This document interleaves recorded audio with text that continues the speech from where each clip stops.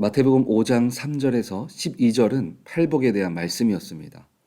하나님 나라에 힘있는 자들이 갖추어야 할 내적 소양과 이러한 소양을 갖춘 자가 누리는 복된 삶에 대해서 말씀해 주셨습니다.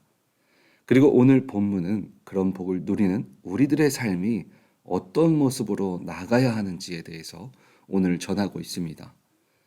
본문 13절을 보면 너희는 세상의 소금이니 소금이 만일 그 맛을 잃으면 그 무엇을 짜게 하리요 후에는 아무 쓸데없이 다만 밖에 버려져 사람에게 밟힐 뿐이라. 소금은 현재를 살아가는 우리들에게도 없어서는 안 되는 그런 중요한 것 중에 하나입니다. 그런 소금을 오늘 유대인들의 시점과 또 성경을 통해서 어떤 상징성을 갖고 있는지 유추해 보면 첫 번째로는 소금은 삶을 유지하는데 반드시 요구되는 필수품입니다. 따라서 본문은 소금으로서의 삶을 사는 그리스도인의 진실한 제자가 없는 세상은 영적 생명이 끊어진 세상임을 보여주고 있습니다. 두 번째는 소금은 방부제로서의 역할을 합니다. 소금은 생선과 또 고기를 보존하는 데 사용되어졌고 지금도 그렇게 사용되고 있습니다. 제가 한국에서 매년 필리핀 선교를 가게 되었는데 그때마다 한국 반찬들을 이제 교회에서 이제 권사님들이 챙겨줘서 가져가게 되었습니다. 그때 반찬을 챙겨주시는 권사님들의 음식을 보면 기존에 먹었을 때보다 음식들을 조금 더 짜게 만들어 주셨습니다. 그 이유는 더운 나라에서 음식이 쉽게 상하지 말라고 짜게 만들어 주셨습니다. 이 세 번째는 소금은 맛을 내는 역할을 합니다. 이 맛을 내는 소금의 특징을 보면 자신의 모습은 녹아 없어지면서 맛을 내는 것을 볼 수 있습니다. 마찬가지로 성도의 삶은 자신을 숨기고 그리스도의 향기만 드러내야 합니다. 네 번째는 소금은 치료제의 역할을 합니다. 유대인들의 문헌에 보면 치통도 소금으로 고쳤고 신생아도 소금으로 문질러서 그 몸을 깨끗하게 하였습니다. 이 소금의 삶을 사는 성도들은 이 세상의 환부를 치료하는 역할을 감당해야 하는 것을 의미하고 있습니다. 다섯 번째는 소금은 순결한 희생을 상징합니다. 레위기 2장 13절을 보면 내 모든 소재물에 소금을 치라. 내 하나님의 언약의 소금을 내 소재에 빼지 못하느니 내 모든 예물에 소금을 드릴지니라.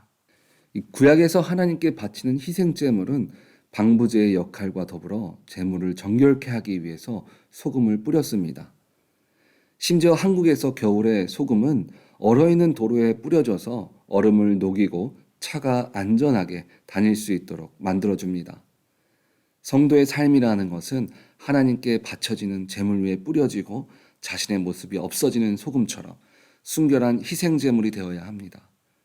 이렇게 성경과 유대인들의 문헌에 매우 자주 등장하는 소금은 실생활에서 있어서도 매우 유용한 것이었습니다.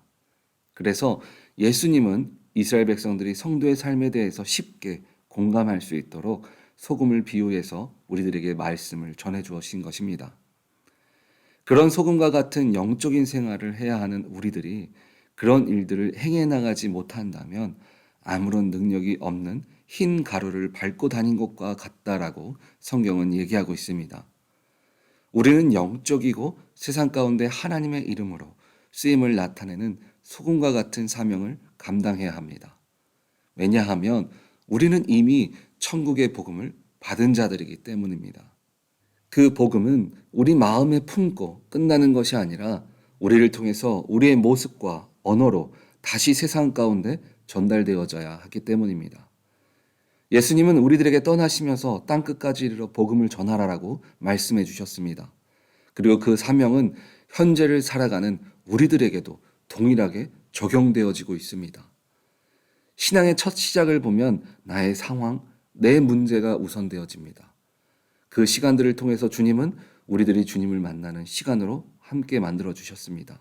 그리고 그 다음에는 우리가 주로 인하여 새로운 삶을 걸어갈 때 그때 주님은 우리들에게 이미 허락하신 사명자의 삶을 살아가도록 만들어 주십니다. 그런데 많은 사람들이 고민을 합니다. 어떻게 하면 복음을 잘 전할 수 있을까? 어떤 사람은 말을 잘 못하는 사람도 있고 어떤 사람은 남들에게 복음을 전할 좋은 위치나 직위를 갖고 있지 않다라고 생각합니다. 물론 우리들의 생각처럼 좋은 위치, 좋은 자리가 복음을 전하기가 조금 더 쉬워 보일 수는 있습니다. 왜냐하면 사람들은 눈에 보이는 축복이 예수님을 믿었기 때문에 그 자리가 만들어졌다라고 전달되어지기 때문입니다. 그렇다면 반대로 그렇지 않은 낮은 자로 살아가는 사람들에게는 복음을 전달하는 사명이 없는 것일까요? 그렇지 않습니다. 하나님은 오늘 누구나 예수 그리스도를 나의 구주로 영접한 사람이라면 동일하게 복음을 전하는 일꾼으로 세워주셨습니다. 그러면 나는 능력도 없고 보잘것없는 사람인데 어떻게 복음을 전할 수 있겠습니까? 오늘 본문이 말하는 빛과 소금의 특성은 어떻습니까? 빛이 노력을 해서 밝아집니까? 아니면 소금이 내가 열심히 일을 해서 더 짠맛을 내고 있습니까? 빛은 빛 자체로 어느 곳에 가든지 빛이 납니다. 그리고 어둠을 밝혀줍니다. 그 존재 자체로 밝게 만들어줍니다. 마찬가지로 우리는 믿는 자체로 빛이 나고 짠맛을 나게 만드는 것입니다.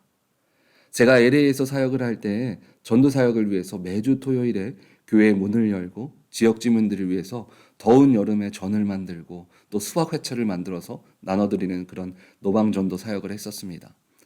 그리고 앉아서 음식을 드시는 분들의 세상 사는 이야기를 듣고 복음을 전하는 사역을 하였습니다. 어느 날은 제가 화채를 담당해서 수박을 사서 자르고 음료수를 넣은 다음에 교회에 있던 설탕이 들어있는 통에서 설탕을 꺼내 부었습니다.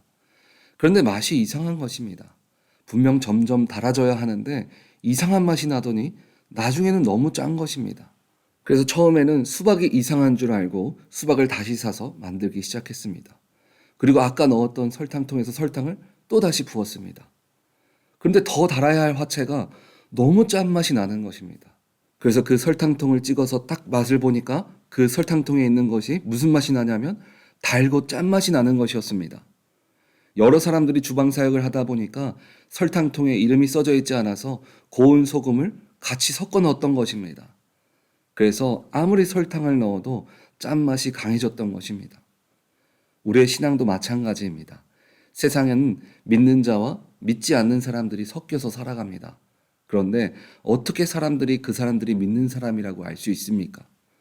아무리 섞여 있다 하더라도 그 짠맛이 없어지지 않기 때문입니다. 그리고 그 짠맛은 바로 주님을 향한 믿음이 흔들리지 않을 때 계속 유지되는 것입니다. 우리는 복음을 어떻게 전할까 고민합니다. 그런데 그 방법은 우리가 주님을 향한 첫사랑의 믿음을 끝까지 붙들고 있기만 하면 됩니다.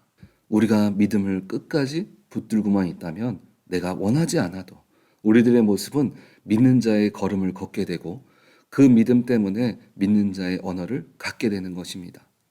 주님을 향한 마음을 계속 우리가 붙들고 있다면 우리가 말하지 않아도 전달되는 것이 바로 복음입니다.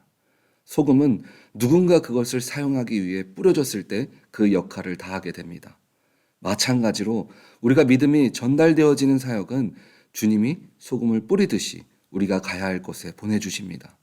우리는 그 맛을 내는 믿음을 지키기만 하면 됩니다. 여러분들이 속한 그곳에서 그것이 가정이 될 수도 있고 일하는 일터일 수도 있습니다.